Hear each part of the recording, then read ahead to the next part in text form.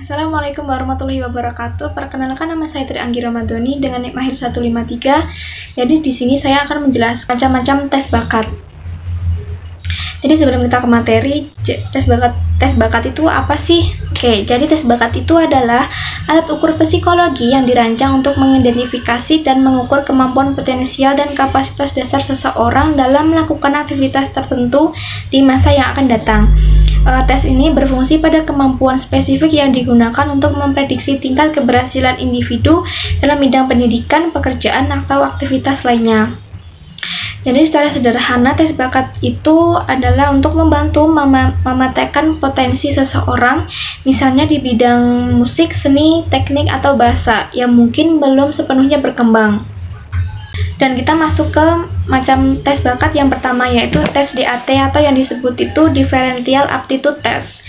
Jadi tes DAT itu adalah tes psikologi yang digunakan untuk mengukur berbagai jenis kemampuan atau bakat seseorang, seperti kemampuan verbal, numerik, penalaran, dan mekanik, guna untuk membantu menentukan potensi akademik atau karir seseorang.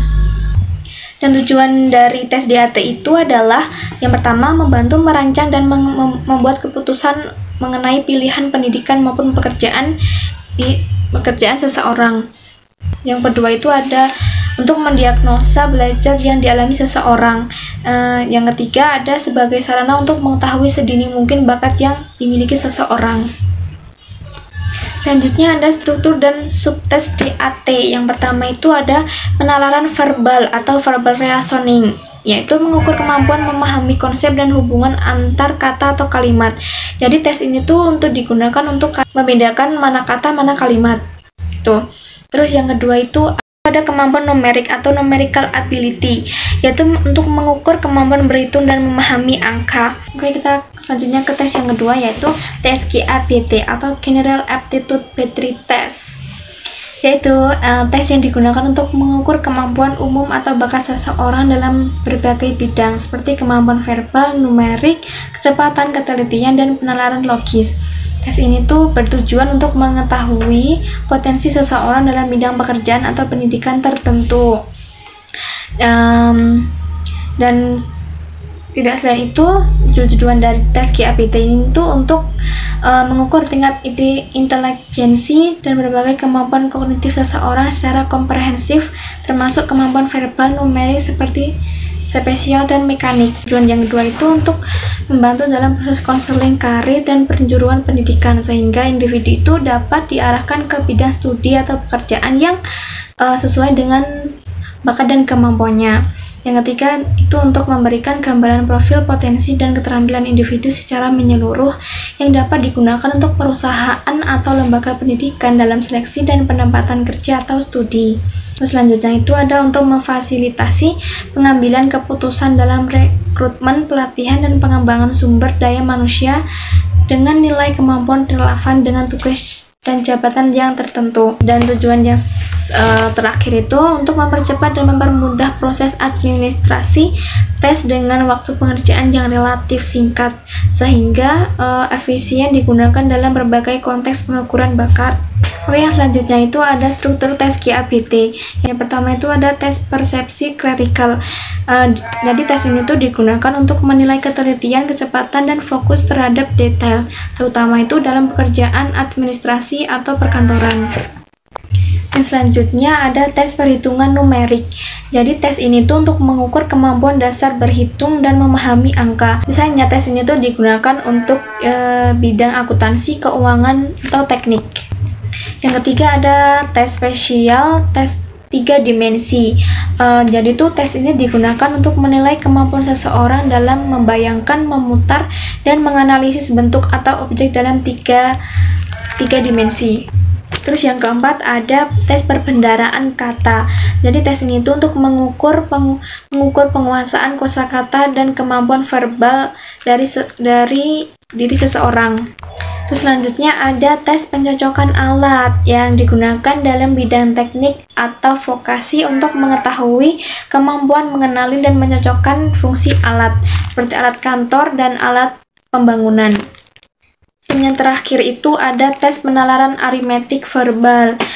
Jadi tes ini tuh biasanya untuk menilai kemampuan menyelesaikan soal matematika berbasis cerita atau logika secara verbal. Oke, kita ke tes yang terakhir, yaitu tes VAST atau yang disebut itu Aptitude Classification Test. Jadi, tes VAST ini adalah alat tes psikologi yang digunakan untuk mengukur kemampuan dasar, aptitude, dan karakter atau kepribadian karakter seseorang. Tes ini biasanya digunakan dalam proses seleksi kerja, penjurusan pendidikan, dan pengembangan diri untuk mengetahui apakah seseorang cocok dengan suatu bidang atau posisi tertentu. Jadi, kata lain dari VAST ini tuh sebuah tes yang dirancang untuk mengukur bakat dan kemampuan dasar seseorang dalam berbagai tugas pekerjaan. Tes ini tuh terdiri dari 14 tes yang mencakup berbagai aspek seperti kode, ingatan, merakit objek, skala, dan grafik, pemahaman, komponen, dan lain-lain. Tes ini tuh juga sering digunakan untuk memprediksi keberhasilan kerja karyawan, membantu dalam konseling karyawan, seleksi, dan penempatan karyawan di perusahaan. Oke, kita masuk ke komponen umum tes VAST. Yang pertama itu ada logika. Jadi, kata lain logika di tes VAST ini itu untuk mengukur kemampuan penalaran dan pemahaman konsep dasar. Yang kedua itu ada numerik, yang mengukur kemampuan dalam operasi angka dan hitungan secara cepat dan tepat. Yang selanjutnya ada verbal, mengukur kemampuan pengelolaan kata dan bahasa seperti kosakata dan pemahaman bacaan. Yang terakhir ada visual spesial. Yang terakhir ada visual spesial, yaitu untuk mengukur kemampuan berpikir secara visual dan memvisualisasikan bentuk 3 dimensi. Yang selanjutnya kita ke karakter tes VAST, yaitu yang pertama stabilitas emosi, yaitu mengukur kemampuan mengendalikan emosi dalam situasi kerja tim, mengukur kemampuan berkolaborasi dan bekerja sama dengan orang lain. Yang selanjutnya ada inisiatif, yaitu untuk mengukur kemampuan karyawan dalam mengambil tindakan dan memulai pekerjaan tanpa harus disuruh oleh atasan atau pekerja lainnya. Yang terakhir ada integritas, yaitu untuk mengukur kejujuran dan konsistensi dalam bertindak. Oke, jadi siapa sih yang menggunakan tes VAST itu? Jadi tes VAST itu digunakan untuk di perusahaan, yang tepatnya itu untuk merekrut karyawan. Di sekolah juga bisa, atau universitas untuk seleksi atau penjuruan siswa. Dan di psikologi itu juga bisa untuk lembaga pelatihan dan konseling untuk pengembangan pribadi.